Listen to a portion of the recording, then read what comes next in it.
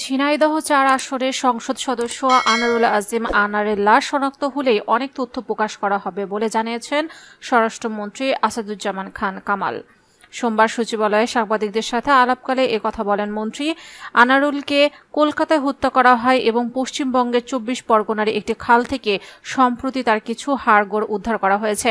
স্বরাষ্ট্রমন্ত্রী বলেন, আমরা সত্য উদ্ঘাটনের খুব কাছাকাছি চলে এসেছি। লাশ নিশ্চিত হলে আমরা অনেক কিছুই প্রকাশ করতে পারব। তিনি আরও জানান, ভারতীয় গোয়েন্দা সংস্থাগুলোর সাথে আমাদের গোয়েন্দা সংস্থাগুলো তদন্তে যুক্ত হয়েছে। আনারুলের লাশ অনেক খণ্ডে বিখণ্ড করা হয়েছে বলে যারা হত্যাকাণ্ড ঘটিয়েছে তারা তদন্তকারী কর্মকর্তাদের কাছে বলেছে। তবে সেগুলো কোথায় প্রথমে তা সুনির্দিষ্টভাবে জানা যায়নি। উদ্ধার হওয়া অনেকগুলো ডিএনএ টেস্ট ছাড়া বোঝা যাবে না বলে এগুলো আমাদের সংসদ সদস্যের কিনা।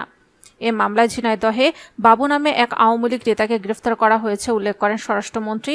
তদন্ত শেষ হওয়ার আগে কোনো উপসংহারে না পৌঁছানোর ইঙ্গিত দিয়ে আরও গ্রেফতার হতে পারে বলে জানান তিনি। মামলার আন্তর্জাতিক দিক নিয়ে আলোচনা করতে গিয়ে আসাদুজ্জামান খান বলেন, প্রধান আসামি যুক্তরাষ্ট্রে এবং বাংলাদেশ ও যুক্তরাষ্ট্রের মধ্যে কোনো বন্দি বিনিময় চুক্তি নেই। তবে যুক্তরাষ্ট্রের সাথে ভারতের এ ধরনের চুক্তি রয়েছে এবং যেহেতু কলকাতায় হত্যাকাণ্ড ঘটেছে তাই ভারত ও বাংলাদেশ দুই দেশই আইনি প্রক্রিয়া জড়িত। তিনি আরও বলেন, আনারুলের মেয়ে দুইটি মামলা করেছেন, একটি কলকাতায় অন্যটি ঢাকায়। এভাবে দুই দেশে এসব ঘটনার সাথে জড়িত। স্বরাষ্ট্রমন্ত্রী জানান, বাংলাদেশ সংক্রান্ত মামলার অংশের বিচার অভ্যন্তরীণভাবে হবে এবং যেখানে হত্যাকাণ্ড হয়েছিল সেখানে ভারতীয় আইন অনুযায়ী বিচার চলবে।